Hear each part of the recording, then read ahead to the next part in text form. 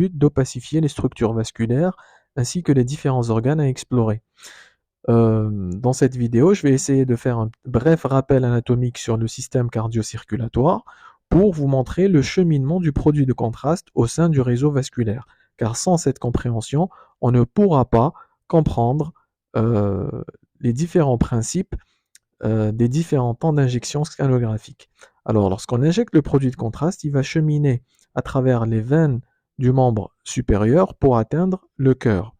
Une fois au niveau du cœur, il y aura un remplissage des cavités cardiaques droites, puis le produit de contraste va être chassé dans le tronc de l'artère pulmonaire.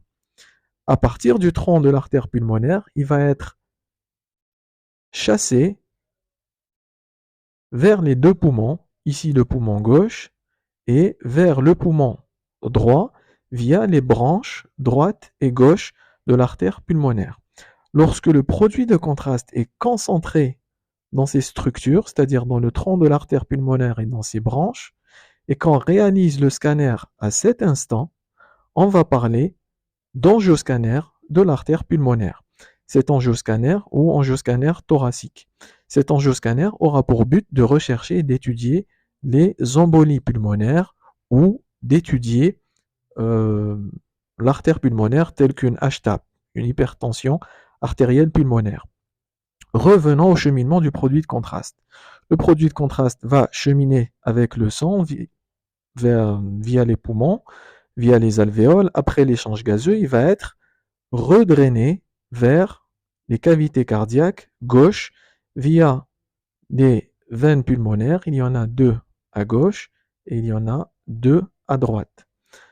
Ce produit de contraste va par la suite remplir les cavités cardiaques gauche, puis va être à son tour chassé dans l'aorte thoracique, la crosse aortique et ses branches, c'est-à-dire les troncs supraortiques.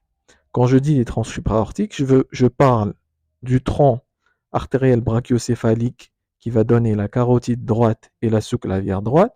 Je parle de l'artère carotide gauche et je parle de l'artère sous-clavière gauche. Une fois que le produit est concentré dans ces troncs supraortiques et que je réalise mon scanner à cet instant, on parlera d'angioscanner des troncs supraortiques. Et qui servira, ce protocole va servir à explorer les carotides, les artères vertébrales, à la recherche d'une sténose carotidienne, d'une sténose sous-clavière, par exemple. Je vais repoursuivre le cheminement du produit de contraste qui va passer et remplir le long de l'aorte thoracique puis abdominale. Lorsque le produit est concentré dans l'aorte et que je réalise mon scanner à cet instant, je vais parler d'angioscanner de l'aorte totale. Et cet angioscanner va servir à explorer l'ensemble de l'aorte, à la recherche d'un anévrisme, à la recherche d'une dissection aortique, à la recherche d'un ulcère pénétrant athéromateux, etc. Le produit de contraste va continuer son cheminement le long des axes aorto-iliaques puis ilio-fémoraux de façon bilatérale. Lorsque le produit sera concentré dans ces structures et si je réalise mon scanner à cet instant, je vais parler d'angioscanner des membres inférieurs. Donc vous voyez, tout est question de timing. Le moment où le produit de contraste est le plus concentré dans une région et que je réalise à cet instant mon scanner, je parlerai d'angioscanner de l'artère pulmonaire, des TSA. Si le produit de contraste passe vers les organes, puis traverse le tronc-porte, etc., arrive au niveau du tronc-porte, je vais commencer à parler des temps artériels, du temps portal, etc.